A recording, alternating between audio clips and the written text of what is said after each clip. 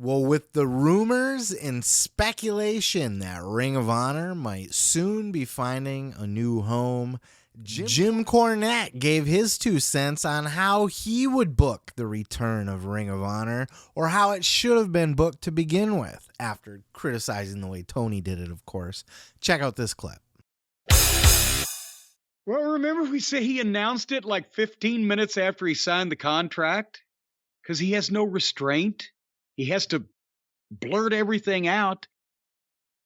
With a little thought, he could have done something like, ladies and gentlemen, see, then the problem becomes Tony making an announcement, because then the problem becomes Tony speaking on television in a public forum. But some announcement could have been made that the intention was, ladies and gentlemen, AEW, the fastest growing, newest wrestling promotion on television today, has purchased the assets and video library of Ring of Honor, a promotion dating back over 20 years that has seen some of the finest talent come through its doors, including Samoa Joe and CM Punk and this guy and that guy. And to make sure that that lineage goes on, AEW President Tony Khan, or whatever the fuck, will be announcing over a period of the next several months not only ways that you can enjoy the tremendous legacy of Ring of Honor, but also its ongoing future. And then that gives you months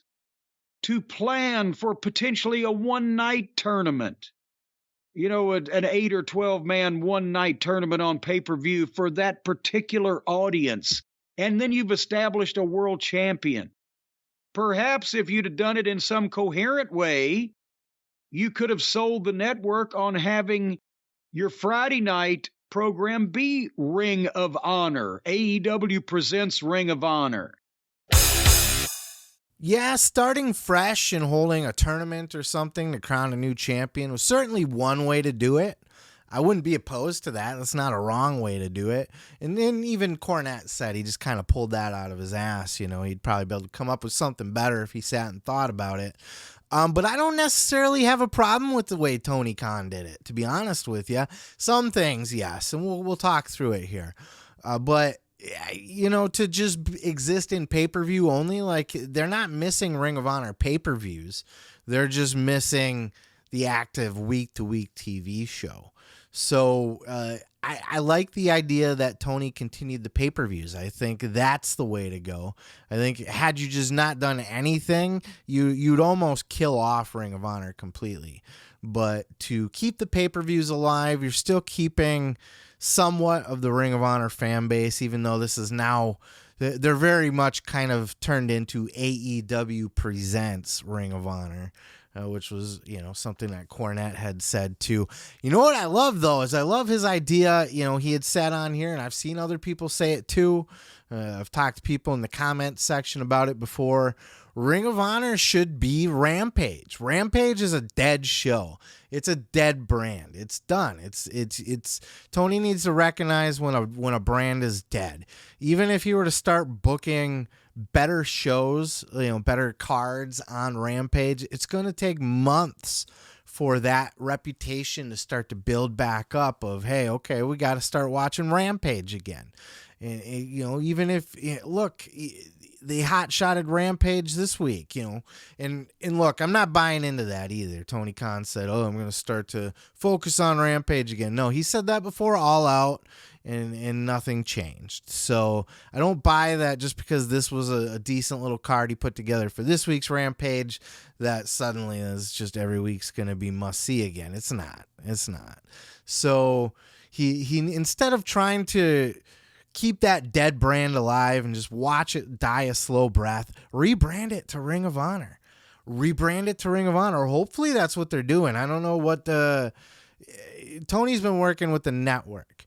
And I think the overall idea here and the purpose behind buying Ring of Honor, other than just it's a no-brainer to scoop it up, especially before WWE had the chance to, you know, you want to, like, it enhances AEW's value greatly, because now even if AEW sells to WWE someday or whoever or whatever, they got it's AEW and the entire history of Ring of Honor, you know. So it was a smart choice to scoop it up. I don't know if it's going to be going to like streaming or HBO Max. I think ideally what Tony's working on would be to get something similar to what Peacock has with WWE Network, put it on HBO Max, like the entire AEW catalog, Ring of Honor catalog.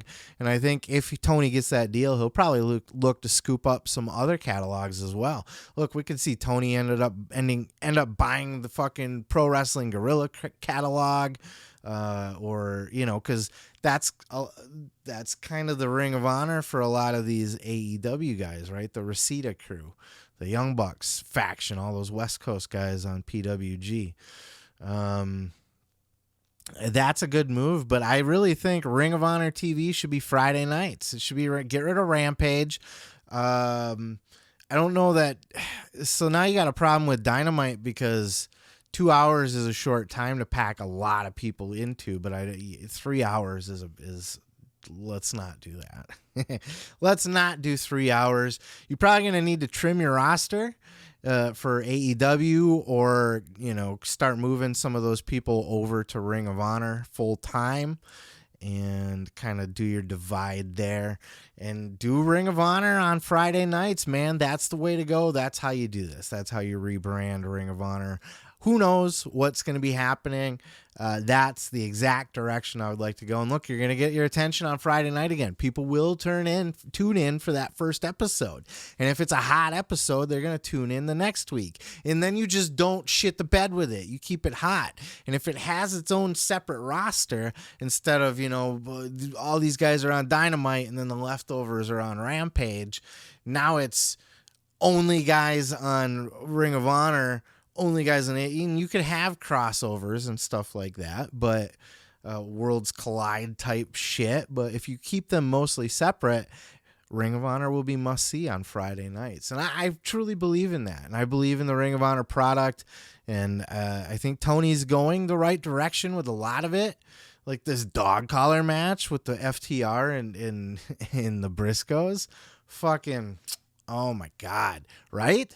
But it was also just kind of thrown together at the last minute. So it's more Tony Khan fucking booking out of his ass. You know what I mean? There should have been something more long-term built for that. But if he has TV, he'll be able to do that kind of stuff. Hopefully that's the direction that this goes, but I'd like to know your thoughts. What do you think? Is ROH just a dead brand? Should they not even bother? Are you okay with the pay-per-views that they've been doing to just kind of keep it alive? Now, I will say before I finish up, in the use of Ring of Honor on AEW TV, that's where I kind of see a negative in all of this. I know Tony's trying to keep these people alive to a certain extent for the Ring of Honor pay-per-views, and, you know, putting the belt on Chris Jericho may be a way to get the network to kind of get on board with this, right? If you're shopping around a TV show for Ring of Honor and you want it, you know, or you're trying to convince them even that you're going to turn Rampage in the Ring of Honor, they might worry, well, what's this Ring of Honor? Are people going to know? Oh, no, Chris Jericho is our fucking champion. Oh, okay. Well, if Chris Jericho is your champion, you know what I mean? Chris Jericho's a household name. You put his name on anything, you know, regardless of what you think about him.